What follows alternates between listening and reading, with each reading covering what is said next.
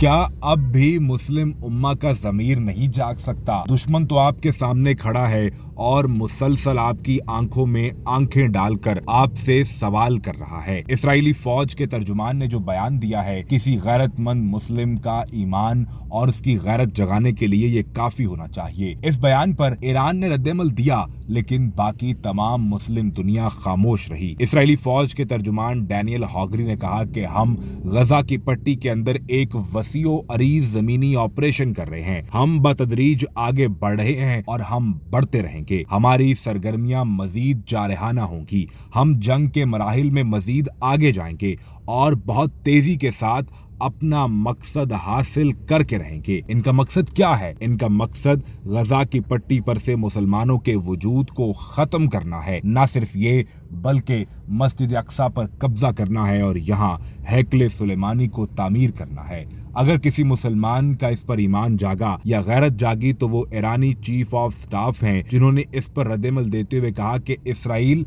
जंग हार जाएगा, चाहे वो 1 साल तक मुसलसल रोजाना की बुनियाद पर गजा पर बमबारी करता रहे, इसको जारी रखे। इसके बावजूद इसराइल को इस जंग में शिकस्त का सामना करना पड़ेगा। ईरानी चीफ ऑफ स्टाफ ने कहा कि फलस्तीनी जंगजू अपनी बनाई हुई सुरंगों में अपनी फौजी तैयारी दिखा रहे हैं। वो अपने हथियार खुद तैयार करते हैं और कोई नहीं जानता कि इन हथियारों की टेक्नोलॉजी क्या है। जब कोई ये नहीं जानता तो फिर इनका मुकाबला कैसे किया जाएगा?